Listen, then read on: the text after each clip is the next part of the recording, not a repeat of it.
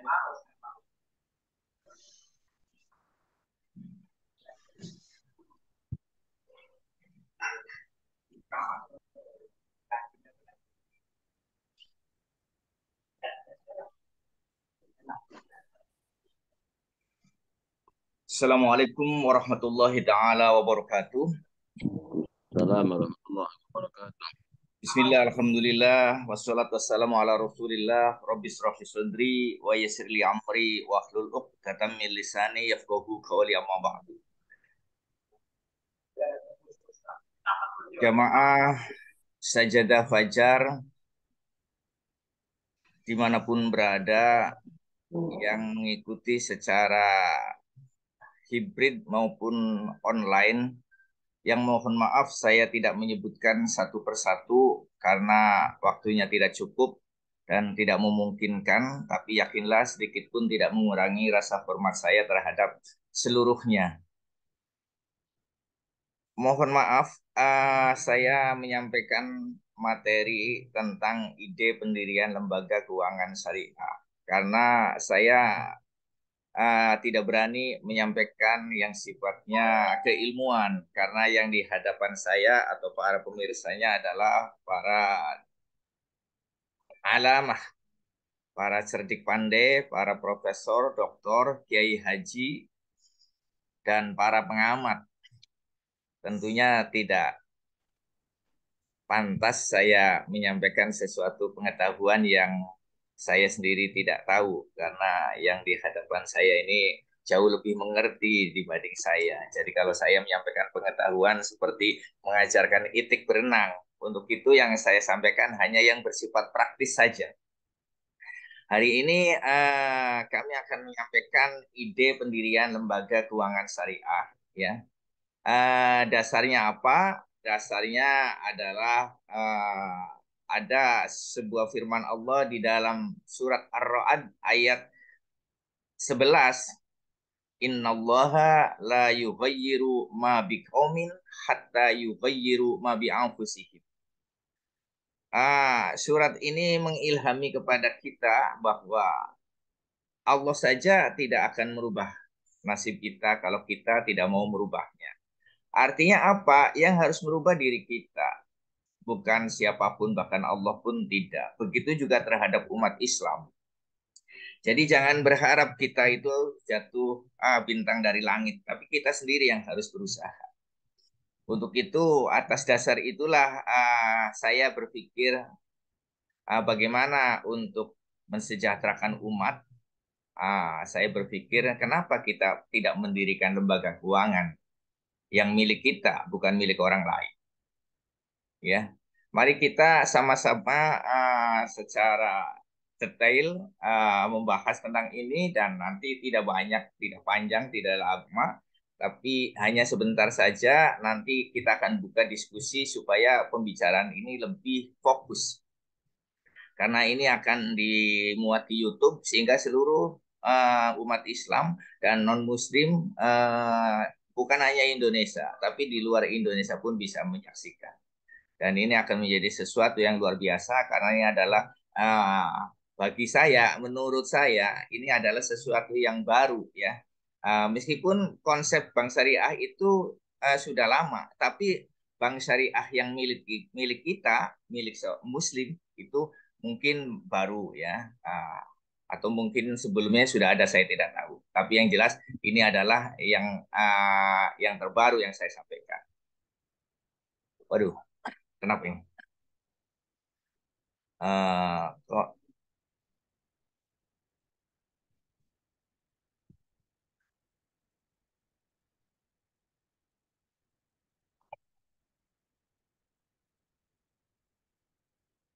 ya, tadi uh, surat Ar-Ra'd itu mengilhami kita. uh,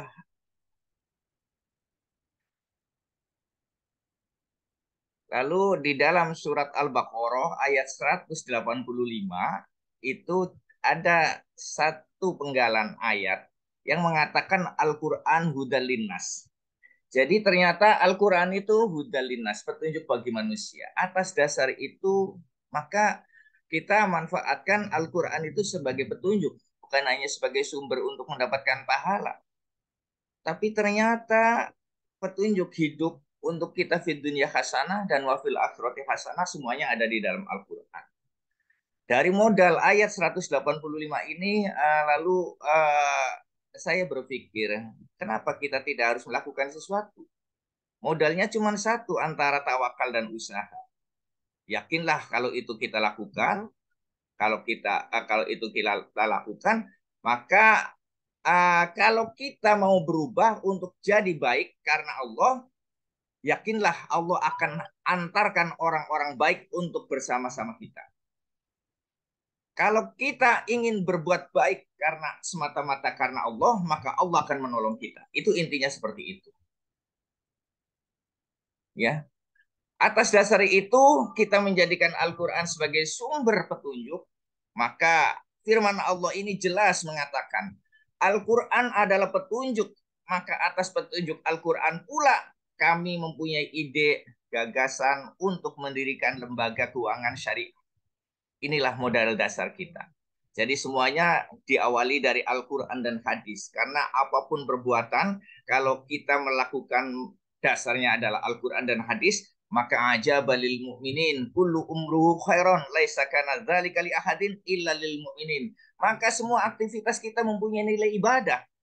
Kenapa? Karena kita orang beriman. Kenapa? Karena orang beriman itu melakukan apapun dasarnya adalah Al-Quran dan hadis. Kalau kita melakukan kebaikan dasarnya bukan Al-Quran dan hadis, maka kebaikan itu hanyalah kebaikan. Titik sampai di situ. Tapi kalau kita berpedoman bahwa kebaikan yang kita lakukan adalah dasarnya Al-Quran dan hadis, dan semata-mata karena mengharap ridho Allah, maka kebaikan yang kita lakukan itu punya nilai ibadah.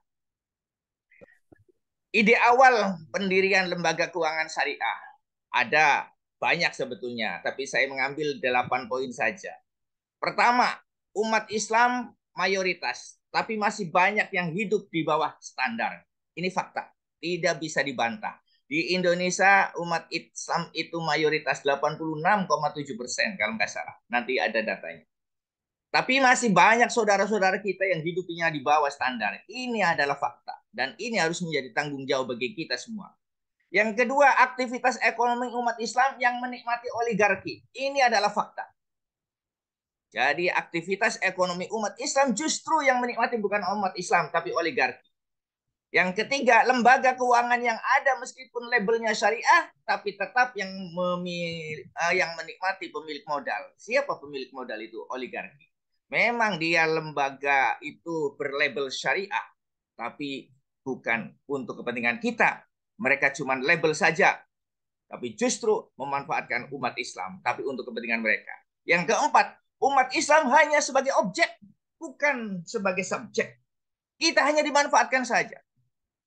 Kelima, dipandang perlu adanya lembaga keuangan sendiri, bank syariah, yang sahamnya dimiliki oleh umat Islam, oleh dan untuk umat Islam, untuk masjid, untuk musola, untuk DMI, ya, karena saya orang DMI dan menurut saya DMI itu organisasi yang mewakili umat Islam karena apapun organisasinya, semuanya masuk masjid dan itu organisasinya namanya Dewan Masjid Indonesia.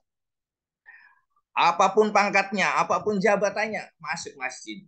Asal yang penting umat Islam itu tempatnya di masjid. Jadi kalau umat Islam tempatnya tidak di masjid, itu seperti ikan, waktu itu saya sampaikan. Kalau umat Islam tidak pernah masuk masjid, umat Islam jauh dari masjid, itu seperti ikan jauh dari air, lama-lama akan mati. Jadi kalau umat Islam harus masuk ke masjid. Apapun golongannya, apapun organisasinya, apapun pangkatnya, apapun jabatannya harus masuk masjid. Jadi DMI saya anggap mewakili umat Islam. Keenam, potensi untuk mendirikan bank syariah sangat mungkin. Yang penting ada yang memulai dan mengorganisir. Dan marilah, ini adalah Zoom pertama tentang tentang ide mendirikan bank syariah. Meskipun kami merencanakan dengan seluruh ketua PW dan sekretaris PW seluruh Indonesia. Tapi itu karena saya masih mencari waktu dan ini Sajadah Fajar adalah Zoom pertama tentang ide pendirian bank syariah. Ya. Harus ada yang memulai dan mengorganisir. Kalau tidak ada yang memulai dan mengorganisir, maka sangat disayangkan. Potensi yang luar biasa ini akan mubazir. Untuk itu langkah awal ah, kami mengirim surat secara pribadi kepada para pengurus wilayah seluruh Indonesia. Kami mengirimkan surat secara pribadi kepada seluruh pengurus pimpinan wilayah DMI seluruh Indonesia. Dan alhamdulillah mendapatkan sambutan antusias dan positif. Alhamdulillah mendapatkan sambutan yang antusias dan positif. Ini bukti suratnya, ya. Yang terhormat para ketua PW DMI seluruh Indonesia. Ini bukti bahwa saya tidak main-main. Saya melakukan serius, saya melakukan sungguh, menjada wajada. Barang siapa yang sungguh-sungguh, insya Allah akan memperoleh hasilnya. Ini suratnya, ya. Ini sebagai bukti saja, karena kecil-kecil tapi nggak apa-apa saya baca ya. Semoga yang terhormat para ketua PW DMI seluruh Indonesia, semoga semuanya sehat walafiat dan senantiasa dalam lindungan Allah Subhanahu wa taala. Izin menyampaikan sebuah gagasan sifatnya baru sekedar gagasan dan masih bersifat sangat pribadi. Nanti kalau responnya positif, insya Allah segera ditindaklanjuti. Karena sifatnya gagasan pribadi, maka hanya dikirim melalui Japri. Latar belakangnya adalah DMI organisasi besar, harus bisa mandiri. DMI punya potensi. DMI, DKM, dan umat Islam punya potensi yang sangat besar. Kami punya gagasan untuk mendirikan Bank DMI Syariah. Kami sudah pelajari dari segi administratif maupun potensi, sangat memungkinkan untuk mendirikan Bank DMI Syariah. Nanti sahamnya dimiliki oleh DMI, DKM, dan umat Islam seluruh Indonesia. Dengan berdirinya Bank DMI Syariah, maka DMI, DKM, dan umat Islam yang punya lembaga keuangan syariah sendiri. Sehingga dalam hal aktivitas ekonomi, umat Islam akan terkonsentrasi halal dan barokah. Dengan demikian, maka visi DMI memakmurkan dan dimakmurkan masjid, insya Allah akan terwujud. Waalaikumsalam warahmatullahi wabarakatuh. Jakarta, 22 November 2022. Muhtadi. CC, Bapak Ketua Umum dan Section. Nah, ini sambutannya. Saya melaporkan, karena saya sudah mengirimkan surat pribadi, saya melaporkan. Yang terhormat para ketua PWDMI, izin melaporkan dinamika dan proses gagasan pendirian Bank DMI Syariah. Tentang ide pendirian Bank DMI Syariah. Dari 34 PW yang saya hubungi, yang sudah baca, catatan, yang sudah baca, karena ada yang belum baca, yang sudah baca, merespon seluruhnya. Setuju, bersikap bahkan antusias. Dan saya sudah koordinasi secara pribadi dan dengan para pakar BI dan OJK. Mereka juga mendukung, bahkan memberi saran. Katanya saran mereka tidak usah mendirikan dari awal, lebih baik merger atau akuisisi saja. Saat ini ada 18 bank yang tidak kecukupan modalnya, belum mencapai 3 triliun, dan salah satu banknya pun sudah ketemu saya. Jadi dari 18 bank yang dananya tidak cukup 3 triliun itu sudah menemui saya, dan saya sudah berbicara dengan beliau, dengan mereka, karena tidak satu orang. Catatan, kalau kebutuhan dana 3 triliun, sebenarnya cukup satu masjid 3 juta. Karena jumlah masjid kita kurang lebih 1 juta. Jadi masjid akan terkumpul 3 triliun. Ya, kalau masjid berinvestasi 3 juta saja, kita sudah punya bank. Dan masjid itu nanti punya pemasukan yang konkret, sehingga masjid tidak perlu lagi mengedarkan proposal untuk membiayai kehidupannya, untuk menyelenggarakan kegiatannya, dan lain sebagainya.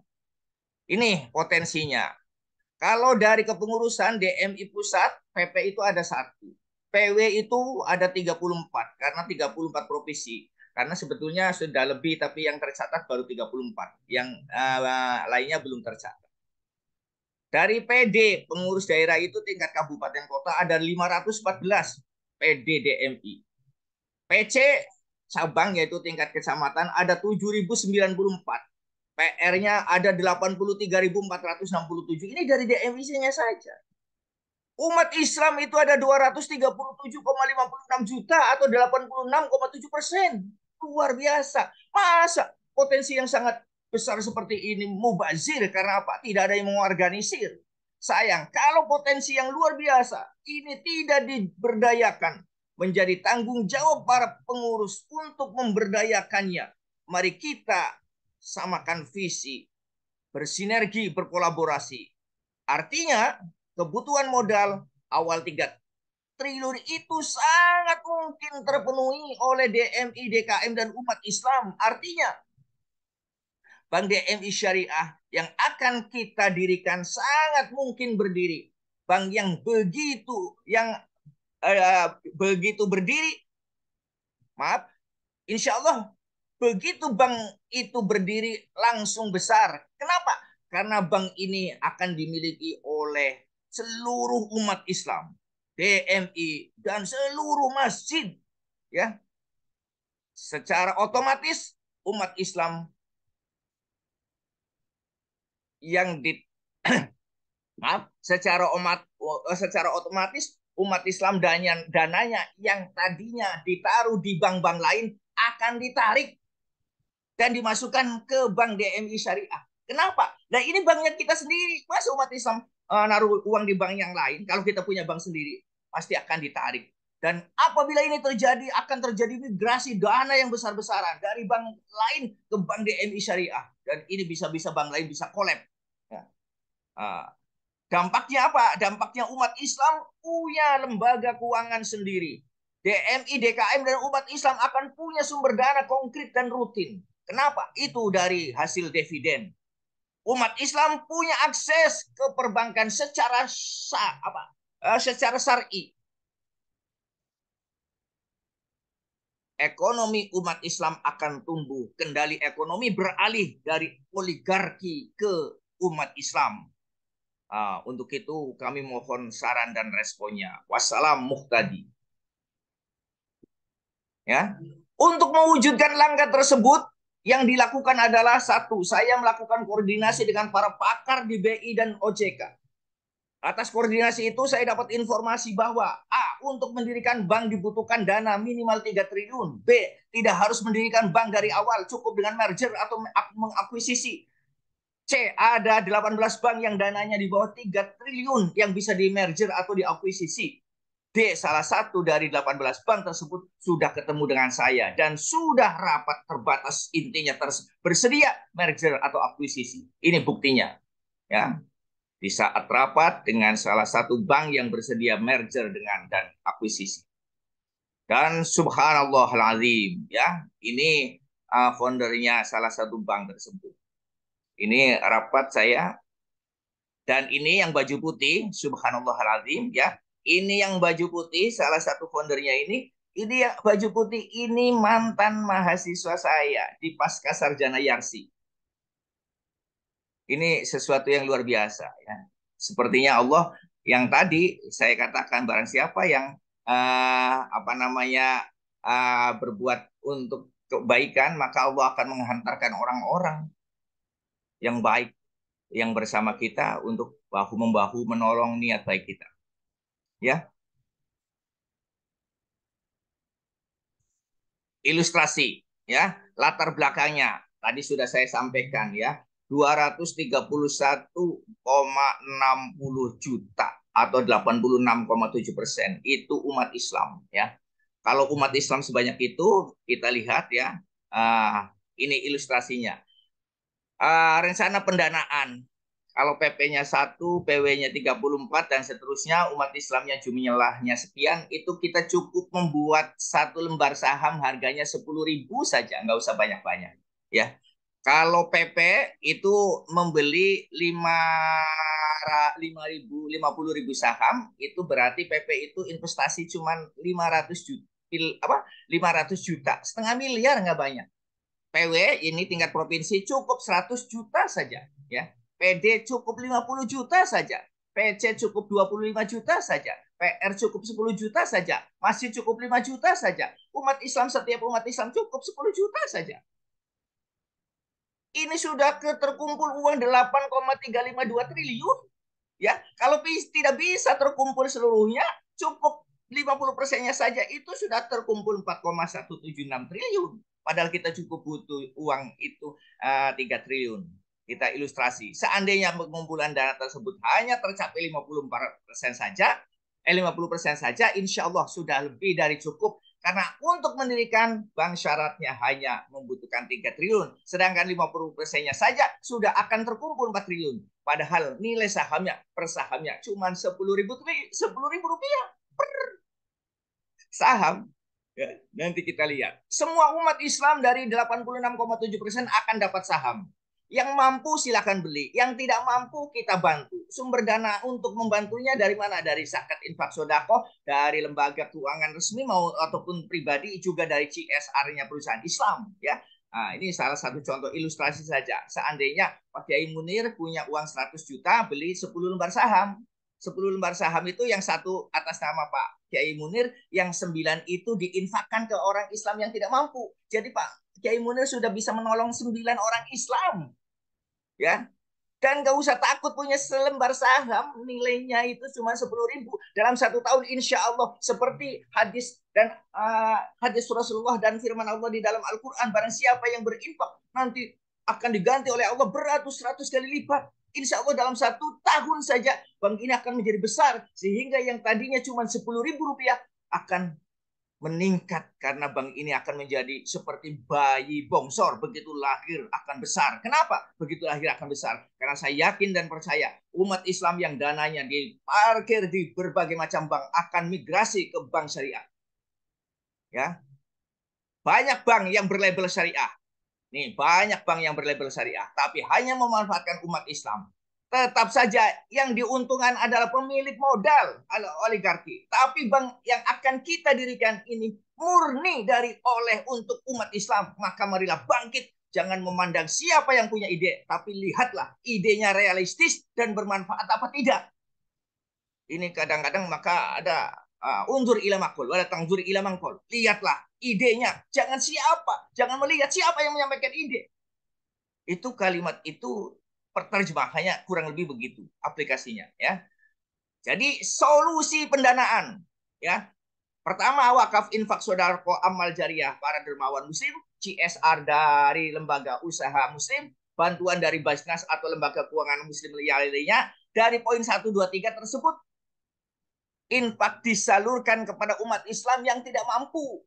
Jadi tadi, kalau yang mampu membeli, ya Mas, umat Islam membeli, yang mampu membeli 10.000 silakan mampu, karena satu saja, umat Islam cukup beli satu saja, ya nggak usah banyak-banyak, 1 lembar saja. Nanti akan kita batasi paling banyak 10 lembar, tapi 1 lembar saja. Kalau kita bisa membeli 10 lembar, lebih baik yang 9 lembar untuk kita infakkan saja kepada yang tidak mampu, sehingga nanti umat Islam baik yang mampu maupun yang tidak mampu semua punya saham dan semua memiliki, dan ini akan menjadi daya tarik yang luar biasa, sehingga semua dana akan masuk ke bank ini, ya.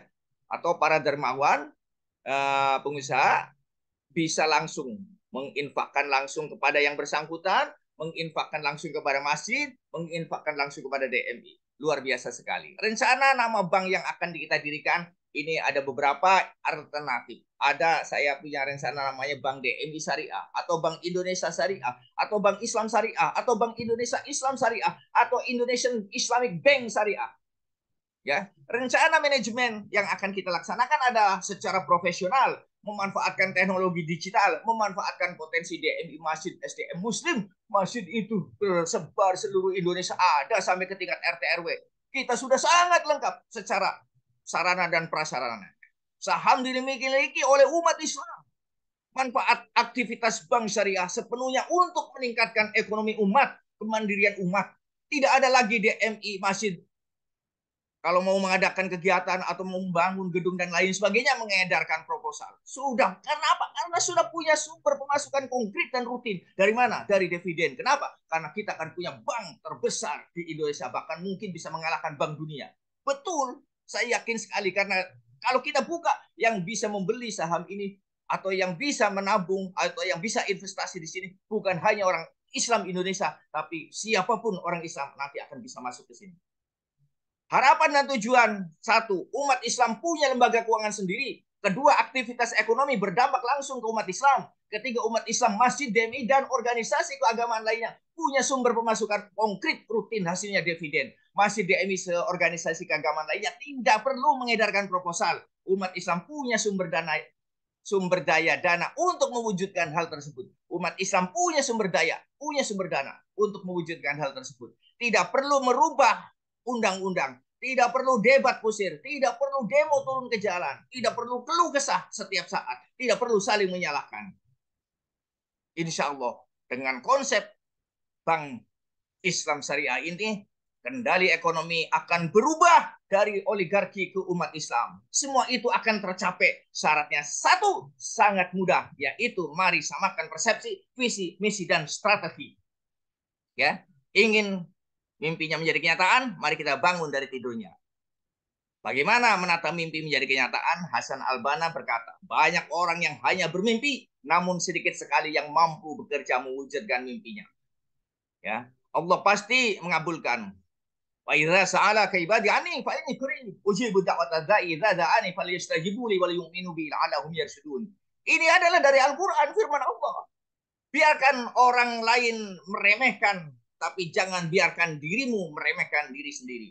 Biarkan orang lain meremehkan Islam, tapi jangan sampai orang Islam meremehkan dirinya sendiri. Ya, semua orang boleh mencibir terhadap ide gila ini, tapi nanti kalau sudah sukses, banyak orang yang akan mengklaim bahwa dirinya lah yang paling berjasa. Karena apa? Di saat Anda susah, sangat sulit orang mengakui Anda sebagai keluarga, meskipun mereka saudaramu sendiri. Tapi suatu saat nanti jika Anda sudah sukses, orang-orang yang tidak ada kenal sama sekali denganmu pun akan dengan mudah mengaku sebagai keluarga. Pentingnya punya pola pikir orang sukses. Orang sukses itu bersama-sama meraih kemenangan, saling bantu-membantu. Tahun ya sudah aduh bantuan, tapi orang gagal meraih kemenangan dengan menjatuhkan orang lain. Ya, ikhtiar itu wilayah kita dan hasil adalah wilayah Allah Subhanahu wa taala. Biarlah Allah yang mengurus. Aku berusaha, Allah yang punya kuasa. Saya kira kayak itu yang bisa saya sampaikan. Mudah-mudahan bermanfaat. Selanjutnya saya kembalikan kepada host. Nanti mungkin setelah ditutup akan ada diskusi. Saya intinya siap. Terima kasih. Wassalamualaikum warahmatullahi wabarakatuh. Terima kasih banyak. Menarik. Setelah acara kita tutup, kita lanjutkan diskusi karena ini materi yang sangat menarik. Baik, terima kasih Profesor Dr. Mutadi El-Hari. Jadi kalau kita pikir bahwa apabila seluruh umat Islam ini